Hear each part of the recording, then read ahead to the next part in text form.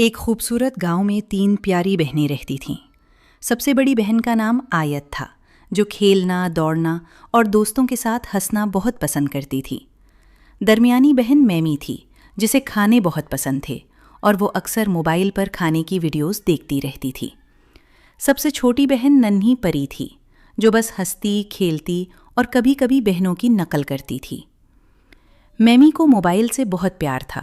وہ صبح اٹھتے ہی کہتی، امی موبائل دو، میں کارٹون دیکھوں گی۔ پھر وہ کھانے کی ویڈیوز دیکھتی اور کہتی، مجھے یہ برگر چاہیے، مجھے یہ کیک چاہیے۔ امی پریشان ہو جاتی کیونکہ میمی اب باہر کھیلنے نہیں جاتی تھی۔ آیت باہر گاؤں کے بچوں کے ساتھ کھیلتی تھی۔ ایک دن وہ میمی سے بولی، چلو باہر کھیلتے ہیں، لیکن میمی نے کہا، نہیں، میں موبائل دیکھ رہی ہوں۔ آیت کو غصہ آیا اور دونوں میں جھگڑا ہو گیا۔ میمی رونے لگی اور آیت ناراض ہو کر باہر چلی گئی۔ کچھ دن بعد میمی کی آنکھیں درد کرنے لگیں۔ وہ جلدی تھک جاتی اور اسے نیند بھی کم آتی۔ امی نے پیار سے سمجھایا، میمی بیٹا، زیادہ موبائل دیکھنے سے آنکھیں خراب ہو جاتی ہیں، دماغ تھک جاتا ہے اور بچے کمزور ہو جاتے ہیں۔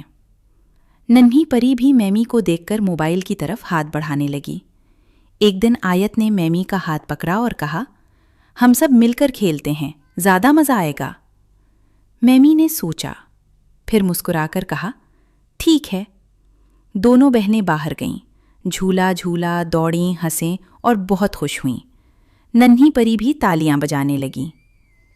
اب میمی روز تھوڑا سا ہی موبائل استعمال کرتی تھی اور زیادہ وقت بہنوں کے ساتھ کھیلتی تھی۔